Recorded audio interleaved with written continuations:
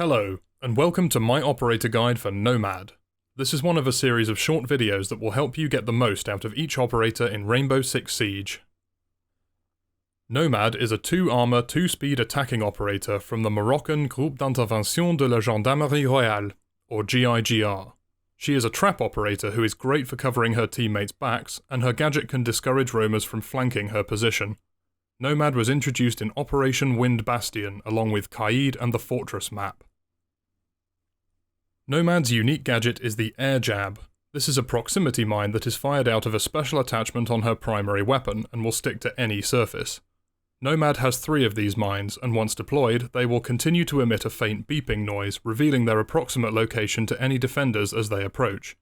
Once an Airjab has been fired, it cannot be retrieved and will only disappear if triggered or destroyed. When triggered, Airjabs do not deal damage, but instead they will launch any operators caught in the 2-meter blast radius away from their point of detonation. Operators are thrown back approximately 3 meters and will break any destructible objects in their way while doing so. This includes soft walls, barricades, castle barricades, deployable shields, and more. Remember that while Airjabs can only be triggered by defenders, the blast will affect nearby attackers as well, including Nomad herself. When operators are thrown, they will experience the knockback animation in first person and will be thrown onto their backs. They will then need to go through an automated animation to get back to their feet. During the knockback itself, the operator cannot interact with the environment, use their gadget, or fire their weapon. Naturally, this leaves Nomad's victims disorientated and vulnerable for a few seconds, making them an easy kill if Nomad is nearby. Unfortunately, unlike Legion, Nomad cannot see her airjabs through walls once they have been deployed, and there is no way of knowing exactly which one has been detonated, although she will be notified when an airjab is triggered. When aiming the airjabs, the barrel attachment on Nomad's primary weapon will emit a glowing yellow targeting beam, which is to allow observant defenders to see that Nomad is currently using her gadget, which can make her vulnerable to being pushed. For this reason, it is best to know exactly where you are going to deploy your airjab before quickly swapping to her gadget, firing it, and then swapping back before the yellow beam gives away your position. Once the 3rd and final airjab has been fired, Nomad will automatically swap back to her rifle firing mode, so you will not need to manually disengage her gadget.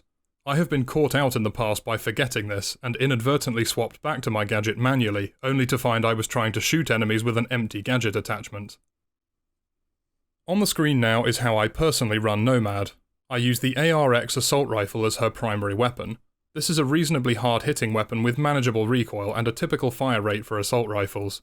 The ARX's only drawback is that, like Hibana and Blackbeard's ARs, it only has a 20-round magazine.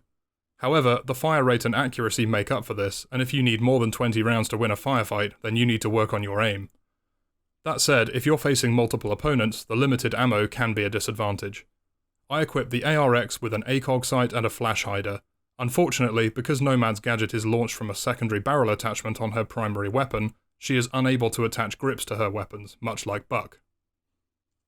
Nomad's alternative primary weapon is the AK-74M. This tried-and-true assault rifle is a staple of many military forces in the real world, but unfortunately doesn't quite stack up to Nomad's other offering. The AK has a lower damage and a slower fire rate than the ARX, but to make up for this, it does have a 40-round magazine. For her secondary weapon, Nomad's only option is the 44 caliber auto mag. This confusingly named semi-auto handgun comes with a fixed zoom scope that behaves much like an ACOG on other weapons. This is a useful secondary if you find yourself in a medium-range firefight and run out of ammo in your primary, but its lack of iron sights make it cumbersome in tight spaces. This weapon is very similar to the Desert Eagle used by Blackbeard, Valkyrie, and Nook, in that it has high recoil and damage as well as a 7-round magazine. For secondary gadgets, Nomad has access to breaching charges and flashbangs. Either of these choices are viable, and I honestly can't recommend one over the other.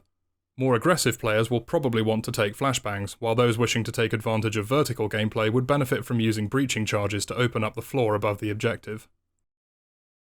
Nomad is best played defensively and strategically when pushing an objective, and it's important to keep her alive long enough to allow her to place all 3 of her airjabs in suitable locations. With this done, Nomad is free to move around and support her teammates as needed. When placing airjabs, it's very important to consider the direction that a defender is most likely to approach from. For example, if you're worried about a defender flanking you from a staircase, Try and place the air jab in a location where the defender cannot see it as they approach until they move into its detonation radius. Also, think about the direction that the defender will be thrown when they trigger the air jab. There is a very slight delay after triggering and before detonation, so an air jab placed on the right-hand side of a doorway will usually throw the defender to the left.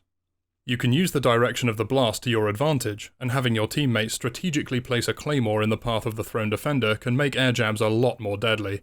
Nomad herself actually had a claymore option for a short while, but Ubisoft decided this would make it too easy for her to set up her own death traps, so they removed it from her loadout. Naturally, it's important to remember where your air jabs have been placed, and if one is detonated, be sure to communicate that to your teammates, as well as roughly where that air jab was placed. This can help your team identify roamers' locations and establish better control of the map. Because the air jabs now make a faint noise, you may find that roamers will simply avoid going near them altogether. This is great if you're trying to protect your flank, and means you'll be completely safe if a defender approaches, as they will either trigger it or turn around and go another way. In either case, they will have a much harder time flanking you and your team. Nomad can also use her air jabs to protect against runouts, especially on maps that are notorious for this defensive tactic, such as the dreaded Skyscraper. However, you must place your air jabs close to the ground for this to be effective, as they will only detonate if a defender has their feet on the floor. With this in mind, never place them on upper floor windows, as they will simply not trigger if a defender jumps out of them. Finally, Nomad can use her air jabs aggressively by firing them directly into the objective room. However, this is very risky, as the aforementioned yellow targeting beam will give away your position to anchors defending the site.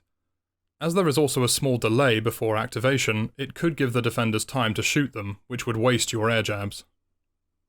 Nomad does not have any specific synergies with any attacking operators. However, given that she specialises in countering roamers, she would work well with other operators with a similar role. For example, she can use her air jabs to make the map safer for both Jackal and Dokkaebi, who both have gadgets that can track defending operators, but also render them vulnerable when in use. Nomad's only real counter is Jaeger, as his ADS devices can shoot air jabs out of the air when fired. However, this is only if they have line of sight, and placing your air jabs further from the objective site will completely negate this counter.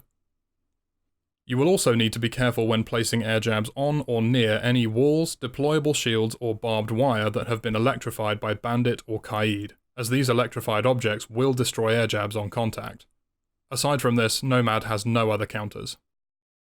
Nomad is a solid operator with a decent loadout and an interesting and well-balanced gadget that, if used intelligently, can give your team peace of mind when pushing an objective without having to worry too much about aggressive roamers.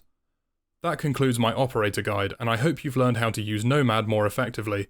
Comment below and let me know which operator you would like me to cover in my next video. Make sure to leave a like and subscribe to my channel if you'd like to see more. Thank you very much for watching, and have a great day.